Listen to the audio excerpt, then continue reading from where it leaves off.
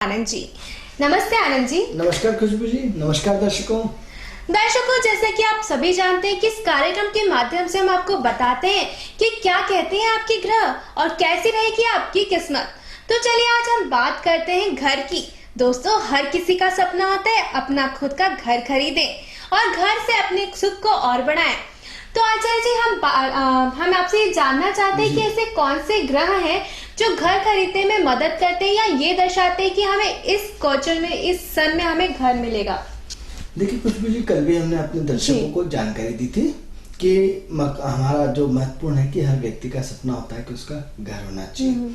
अब सबसे पहले जो हम बात कर रहे थे कल की चर्चा को हम आगे बढ़ाते हुए आगे जानकारी देते हैं कि सबसे पहले जो मंगल है, मंगल भूमि पुत्र है। जैसे अलग अलग चीजों के अलग अलग कारकत्व होते हैं जी। तो जो जमीन का मुख्य कर्ता धरता है वो है आपका मंगल। अब जैसे उसमें रेती, गिट्टी, सीमेंट, आपका ईंट, ये सब आता है शनि के अंतर्गत। और यदि हम दोनों का कॉम्बिनेशन, यदि मंगल और शनि के कॉम्बिनेशन की बात करें तो उसमें घर का निर्माण होता है। तो अब दो तरह के घर की, एक तो हम बना बनाया घर लेना चाहते हैं या आपको जमीन लेकर के हम मतलब बिल्डर के थ्रू बनाएंगे।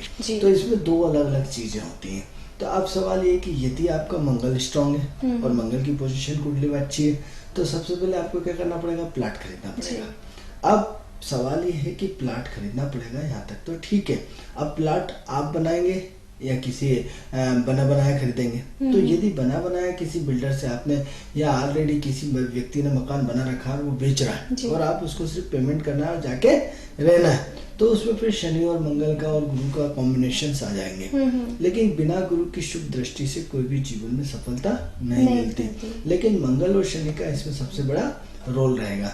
अब सवाल ये हो रहा है कि कल भी हमने जब दिशाओं की बात करी थी तो जैसे क्या होता है कि ज्योतिष में दक्षिण दिशा को लगभग सभी लोग अवॉइड करते हैं और उसको विरोध करते हैं। तो हमने कल भी चर्चा में आपको जैसे बताया था कि आप ये देखिए कि किसी भी देश का, किसी भी प्रदेश का, किसी भी गांव का, किसी भी शहर का, किसी भी कस्बे का आप उसका साउथ देखिए, दक्षिण देखिए, आप देखेंगे कि वो स्थिति आपकी काफी डेवलपमेंट रहेगी या उस स्थिति में सबसे ज्यादा व्यापार होगा या उसमें व्यापार में उन्नति निश्चित रूप से होगी। जैसे कल हमने फिर बताया था, पुनः रिपीट करा रहे हैं कि भारत का जो सबसे बड़ा साउथ है, दक्षिण भारत, आज हम जिंदा है तो दक्षिण भारत से, क्योंकि हमारी संस्कृति पूरे दक्षिण भारत से है, हमारा व्यापार पूरा दक्षिण भारत से, हमारा इंपोर्ट एक्सपोर्ट पूरा हिंदुस्तान का आयात निर्यात किससे होता है, दक्षिण भारत से।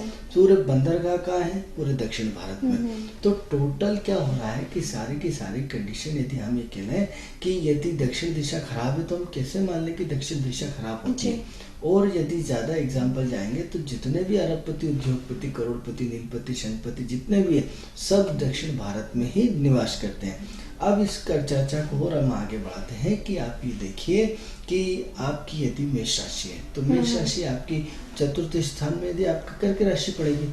अब यदि कर्क राशि पड़ेगी तो कर्क राशि की जो दिशा है उसी दिशा में तो आपका मकान पड़ेगा या अब तक कर्क राशि की दिशा जाए दक्षिण है तो मेष राशि वालों के लिए क्या हुआ, दक्षिण दिशा कर्म क्षेत्र के लिए, मकान के लिए अति शुभ हो गई।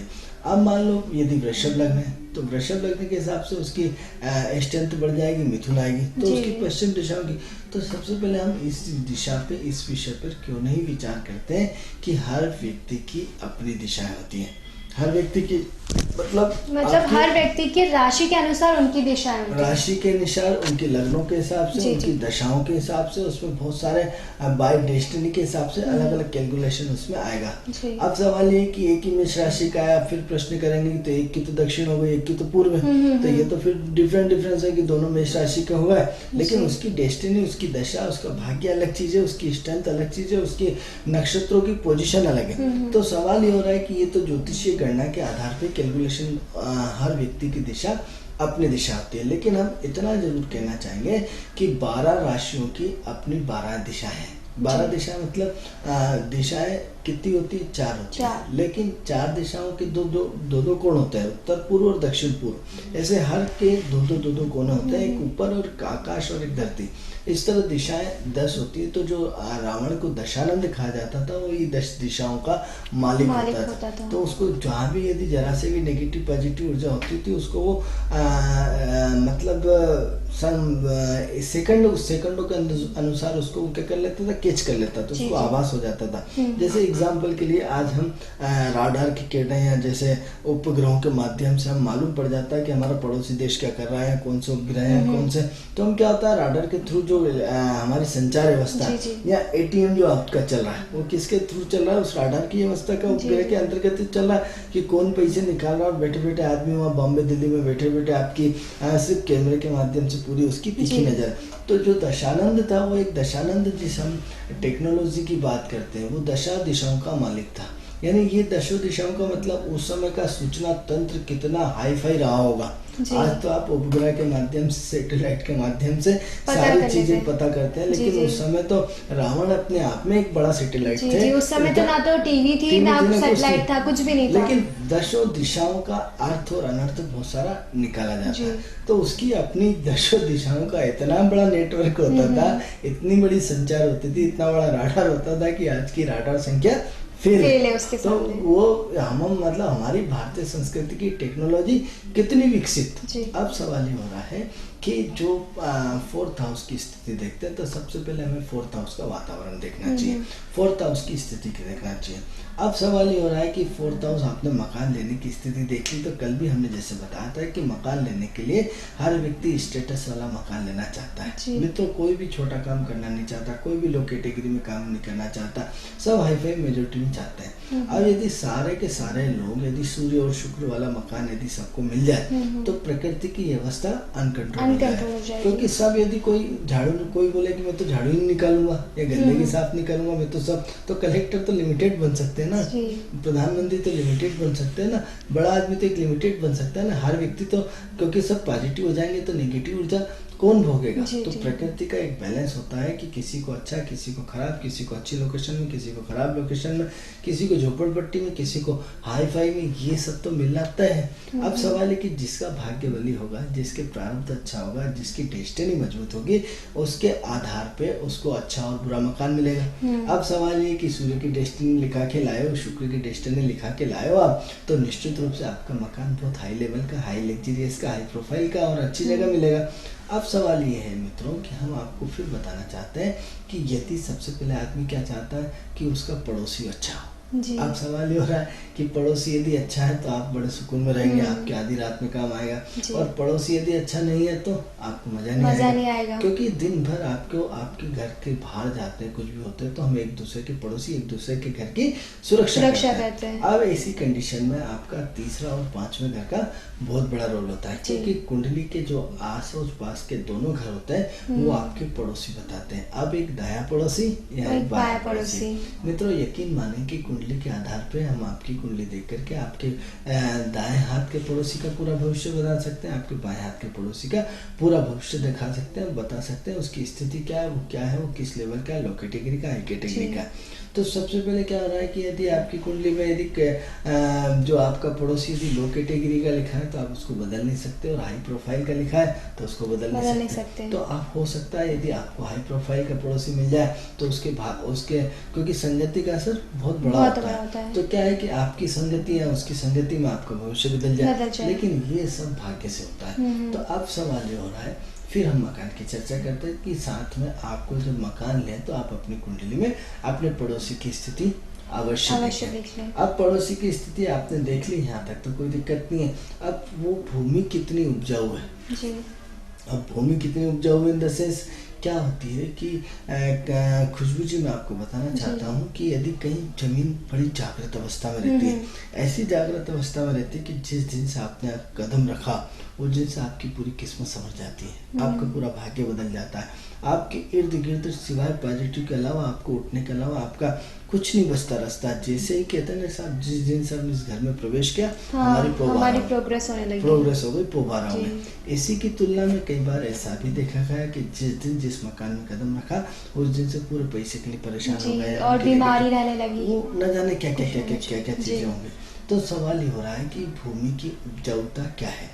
इसलिए हम सबसे पहले जब भी भूमि लें तो सबसे पहले उस भूमि स्थान को, आप देखा होगा कि यदि आपने यज्ञ करवाया हो, यदि आध्यात्मिक कोई भी कार्यक्रम कराया हो, तो क्या बोला जाता है, स्थान देवताभ्य नमः।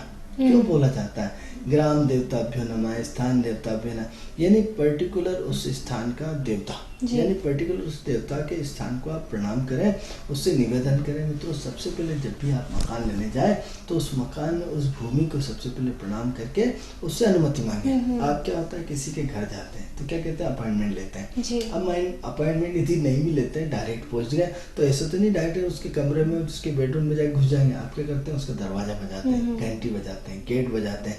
तो सबसे पहले आप जिस भूमि को लेने जा रहे हैं, उसकी दस्तक देने जा रहे हैं, सबसे पहले उसको प्रणाम करके, उसको मन ही मन में ईश्वर से प्रार्थना करके उसकी स्वीकृति तो लो कि हे प्रभु, हम इस मकान में आना चाहते हैं, यदि आपको दिक्कत ना हो।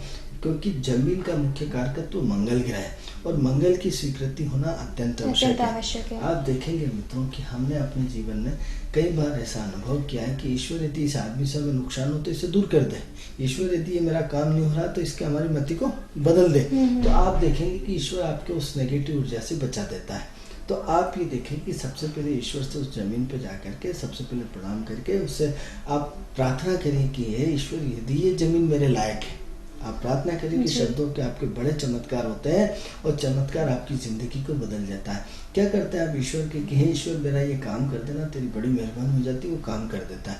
हे ईश्वर, आज मेरा परेशान हूँ, इस मुसीबत से बचा देना, वो बचा देता है। यकीन मानिए, हम रोज इस दिनचर्या को अपने जीवन में महसूस करते हैं। तो हम फिर जब जमीन लेने जा रहे हैं, जमीन जिसमें हमारा पूरा भविष्य जुड़ा है, जिसमें हमारी पूरी जिंदगी जुड़ी हुई है, जिसमें हमारा पूरा वर्चस्व जुड़ा है, जिसमें हम एक नए भविष्य की शुरुआत करने जा रहे हैं, उस सबसे पहले भूमि पुत्र को प्रणाम करिए, उस भूमि को प्रणाम करिए, उस स्थान देवता को प्रणाम करिए और इस स्थान देवता के माध्यम से सबसे पहले उनसे एक दिन 2 अगरबत्ती लगा करके प्रार्थना करिए कि हे प्रभु, हम ये जमीन माता, हम इसको, ये है स्थान देवता, हम इसको लेना चाहते हैं। यदि आपको दिक्कत ना हो, यदि आप मेरे अनुरूप हो और मेरे भाग्य को बढ़ाए, तो यदि इसको मुझे स्वीकृति दीजिए, अन्यथा मुझे यहाँ से। तो आप देखेंगे कि आपको ऐसे सेंटर्स मिलेंगे, ऐसे कि यहाँ तो आपकी पूरी ऐसा एटमॉस्फेयर बनता हुआ चला जाएगा, तो आपके मन को बड़ा अच्छा लगेगा और इतना अच्छा लगेगा कि आप जिसकी कल्पना भी नहीं कर सकते। और यदि वहाँ आपके भाग्य में नहीं और उससे आपके ट्रेनिंग नहीं मिल रही, आपका डीएनए नहीं मिल रहा, आपकी सोच नहीं मिल रही, आपकी उसकी सम राशि विषम राशि की जैसे अवस्था होती है, जैसे आग और पानी की अवस्था होती है, तो उसके आपके और गुणधर्म यदि नहीं मिलते हैं, तो आपको अंदर ही अंदर से एक आवाज़ आएगी कि नहीं, मुझे जमीन नहीं खरीदना या नहीं खरीदना। ऐसे सिम्टम्स आ जाएंगे, ऐसे भावनाएं बन जाएंगी, ऐसा माहौल बन जाएगा कि आप उसको मना कर देंगे और ऐसा एटमॉस्फेरिक बनेगा कि आप उसमें विवश हो जाएंगे कि आप चाहकर भी, पैसे होते हुए भी आप उस जमीन को नहीं खरीद पाए।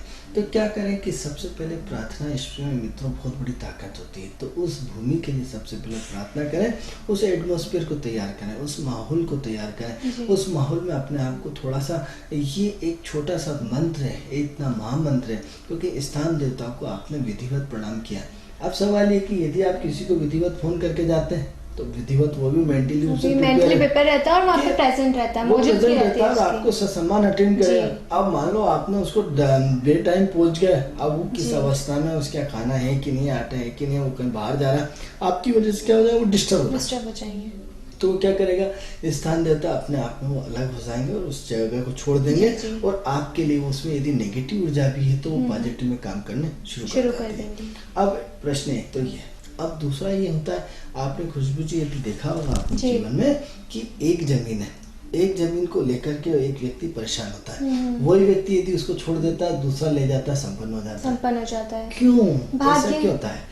भाग्य के साथ साथ मित्रों सबसे महत्वपूर्ण चीज है कि इसमें जो आपने 12 राशियां देखी, 12 राशि में जो है महत्वपूर्ण 6 राशियां मतलब सम राशियां होती है और 6 राशियां विषम राशि होती हैं। अब विषम राशि वाला सम राशि में और सम राशि वाला विषम राशि, इसकी हमने नई थीसिस अपनी खुद की रिसर्च तैयार करी और वो अपने आप में एडवांस रिसर्च है। तो अब क्या होता है कि यदि सम राशि का सम राशि से डीएनए मिलेगा, विषम राशि का विषम राशि से डीएनए मिलेगा। अब दोनों को यदि मिलाएंगे तो तालमेल यदि उसका सही है तो फिट हो जाएगा, नहीं तो अनफिट हो जाएगा। तो सवाल ये हो रहा है कि 6 राशियां एक दूसरे की मित्र हैं और एक दूसरे की शत्रु है। अब कौन कौन सी, जैसे देखेंगे कि जो आग है उसका शत्रु कौन है? पानी है। अब मान लो उस जगह की तासीर, अब ये बहुत बड़ी बात बताने जा रहे हैं हम आपको कि आपकी जो वो जगह है उसमें कहीं ना कहीं अग्नि तत्व का प्रवेश कहीं ज्यादा है, क्योंकि तत्वों की 4 तत्वों की दुनिया होती है, जल तत्व, अग्नि तत्व, पृथ्वी तत्व और वायु तत्व। तो वो जो तत्व की भूमि है उस तत्व में, उस भूमि में किस तत्व की प्रधानता है? अब मान लो वो जल तत्व की प्रधानता हुई या अग्नि तत्व की प्रधानता हुई। अग्नि मतलब गर्म तासीर। अब आप कहेंगे साहब ये जमीन में इसमें तासीर कहाँ से आ गई? प्रश्न उठता है, कैसे पता चलेगा? कैसे पता चलेगा इसका? तो आप ये देखेंगे कि जरा सा अपना ग्वालियर के बेल्ट पे जाइए, भिंड मुरैना के बेल्ट पे जाइए, वहाँ का आपका जो पूरा भिंड मुरैना शिवपुरी का जो पूरा का पूरा बेल्ट है वो गरम तासीर का बेल्ट है। वहाँ की जमीन में गर्मी है, वहाँ की पानी में गर्मी है, वहाँ की तासीर है कि आदमी, छोटे छोटे बच्चे के पास भी घरों में बंदूकें होती हैं और लड़ाई झगड़े और इतने सबसे ज़्यादा होते हैं। या वहाँ की लड़की यदि अपने शांत मालवा जैसे अंचल में आ जाए तो उनमें आपस में कहीं ना कहीं तालमेल नहीं बैठता, वो लड़की वहाँ की दादागिरी करती है।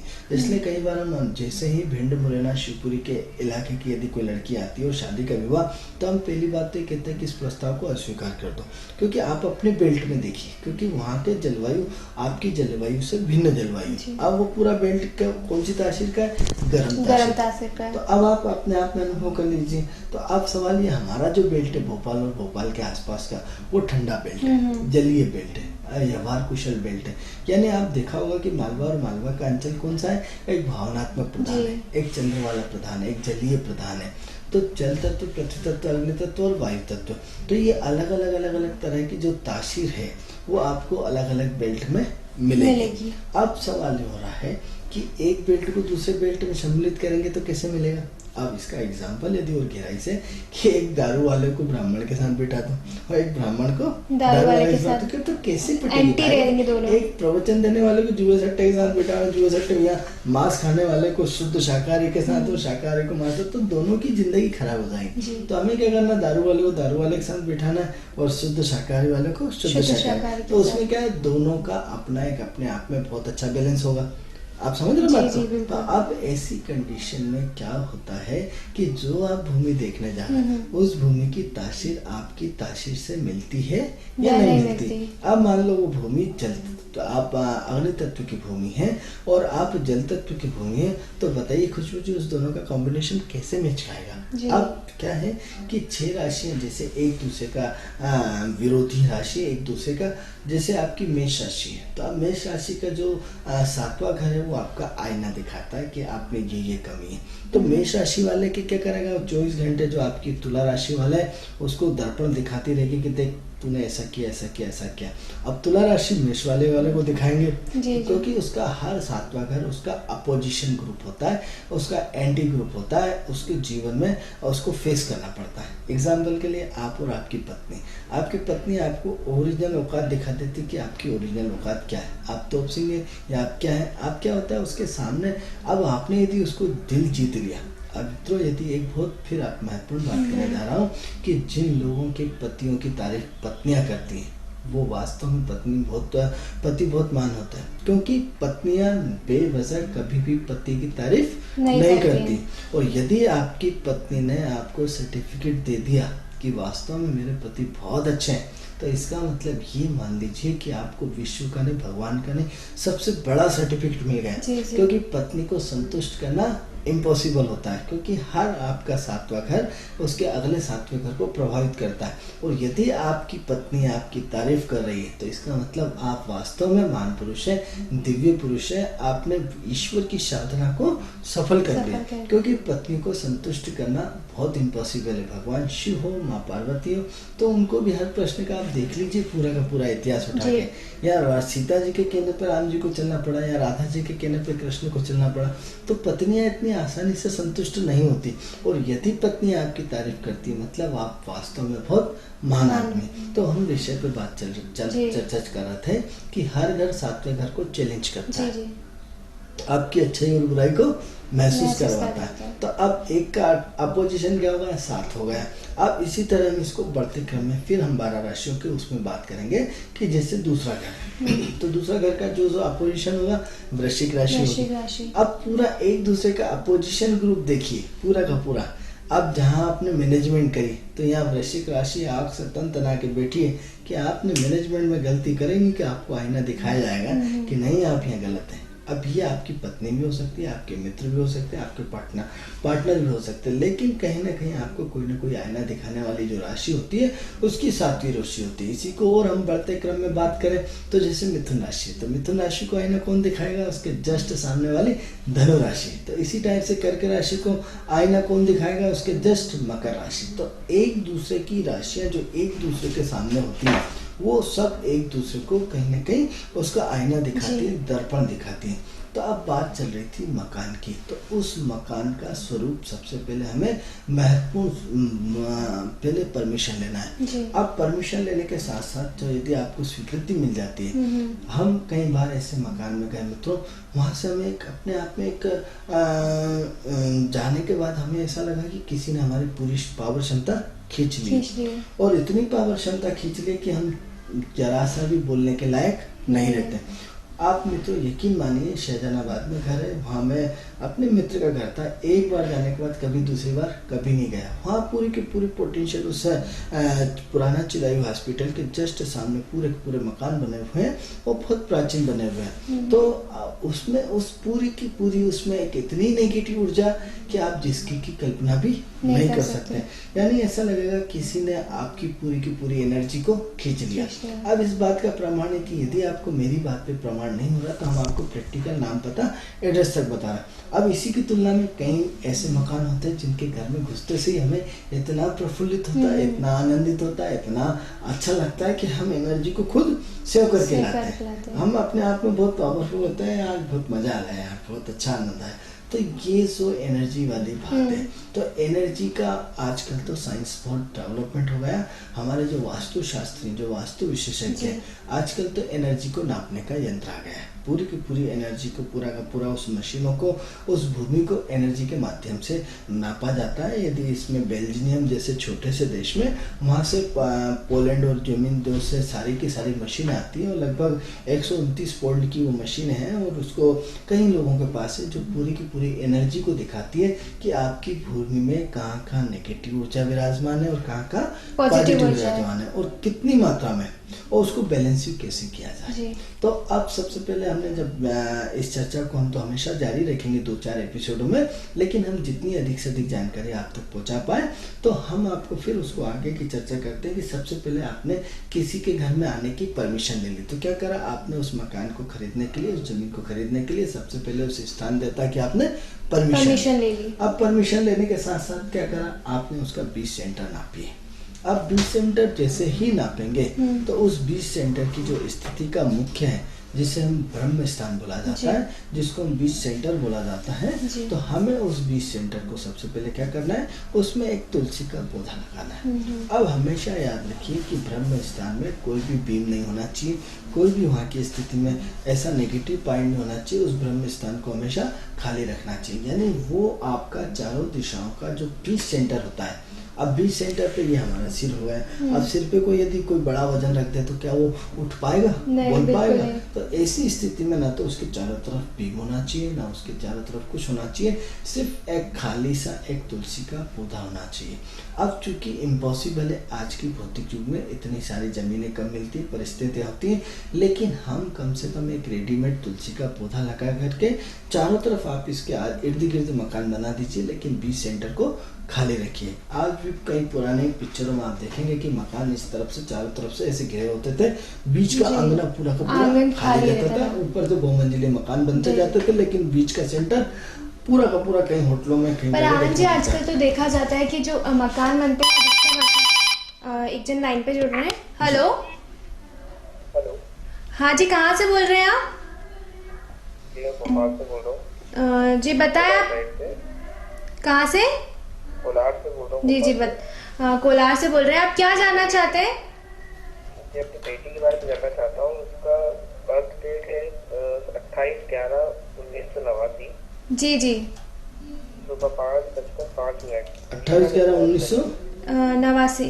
89 89 सुबह 5:05 सुबह 5:05 पे हुआ है। विदिशा में जी कहाँ पे हुआ है? हाँ, विदिशा में हुआ है। विदिशा में शादी हुआ के है। बारे में जानना चाहता हूँ। उसका कैरियर कैसा रहेगा, ये मुझे बता देंगे। जी जी, ये उसके कैरियर के बारे में जानना चाहती हूँ और शादी के बारे में। देखिए ऐसा है, आपकी कुंडली तुला लग्न की कुंडली है, और तुला लग्न की कुंडली में मंगल आपके लग्न में विराजमान है, और सेकंड हाउस में आपका सूर्य, बुध और चंद्र विराजमान है, और तीसरे घर में आपके शनि और शुक्र है, और चौथे घर में राहु है, दशम घर में केतु है, और 9th हाउस में गुरु विराजमान है। ये आपकी ग्रहों की स्थिति हो गई। अब प्रश्न ये उठता है कि आप काफ़ी सिद्धांतिक हैं, काफ़ी दूरदर्शी हैं, काफ़ी व्यवहार कुशल हैं, और कहीं ना कहीं थोड़ा सा गुस्से के तेज हैं, क्योंकि आप गलत चीज़ों पे आपको बहुत ज़्यादा गुस्सा आता है, गलत चीज़ों पे आप किसी की बर्दाश्त नहीं करते हैं। बाकी एक्टिव बहुत रहते हैं, खर्चीले बहुत हैं, अपने अपनी ज़्यादा चलाते हैं, ज्ञानी ज़्यादा हैं, तो ये आपकी कुंडली दिखाती है। अब प्रश्न ये होता है शादी का। तो जो हम शादी की पोजीशन देख पा रहे हैं कि वर्तमान समय में आपकी बुध की महादशा चल रही है, तो बुध कहीं ना कहीं आपको कैरियर की तरफ प्रोत्साहन कर रहा है। ये चाहता है कि आपसे नौकरी करवाई जाए, ये चाहता है धन कमाया जाए, ये चाहता है कि कहीं ना कहीं आपको अपने कर्म क्षेत्र में बड़ा मतलब अच्छी पोस्ट पे आपको अच्छा सक्षम समर्थ बना करके विवाह कराए। लेकिन चूंकि उसकी कनेक्टिविटी पंचम से भी जुड़ी हुई है, अष्टम से भी जुड़ी हुई है, हो सकता है आपका किसी से प्रेम संबंध हो, और हो सकता है कहीं ना कहीं प्रेम संबंध चल रहा हो, और यदि नहीं है प्रेम संबंध तो हो सकता है आने वाले समय में आपका किसी से प्रेम संबंध हो जाए। और यदि ऐसा भी नहीं है तो फिर आप कहीं ना कहीं पढ़ने में काफ़ी इंटेलिजेंट है, काफ़ी अपने जो आपका दिमाग जो है टोटल एजुकेशन लाइन में बहुत अच्छा है, और एजुकेशन को लेकर के आप लगातार अपनी शिक्षा को निरंतर जारी रखना चाहते हैं। जरूरी नहीं आपका प्रेम संबंध हो, या तो प्रेम संबंध यदि नहीं होता है ऐसे लोगों का, तो फिर ऐसे लोगों की शिक्षा बहुत अच्छी होती है। तो इस वर्ष क्या है कि गुरु के नक्षत्र में आ चुके हैं, तो शादी की चर्चा तो लगातार अभी 10 दिन से शुरू हो चुकी है, माहौल बन चुका है, लेकिन चूंकि वो प्लेटफॉर्म नहीं बना पा रहा है, क्योंकि मंगल वक्री चल रहा है और शनि वक्री चल रहा है, इस वजह से कहीं ना कहीं आपके अभी थोड़ा सा विलंब और बचा है। लेकिन चूंकि बुध में राहु का अंतर चल रहा है, राहु कंफ्यूजन पैदा कर रहा है, राहु बार बार ये डिसाइड करता है। चर्चा करने कुछ। हेलो, हाँ जी, कहाँ से बोल रहे हैं आप? जी बताएं, आप क्या जानना चाहते हैं? आपकी आवाज आप थोड़ा तेज बोलिए, आपकी आवाज हम तक नहीं पहुंच पा रही है। मैं बहुत परेशान हूँ, कोलार फ्लोर से बोल रही हूँ मैं। जी जी, अपना जन्म समय बताएं। मेरा जन्म समय तो मेरे पिता माता को मालूम नहीं है, वो सावन के महीने में बता रहे हो, और 30-33 साल की हूँ। एक नंबर बता दें। कोई सा एक नंबर बताइए आप। ये 33 वर्ष। कितने? क्या? 33 वर्ष। 33 33 ये बोला? जानना चाह रही हूँ।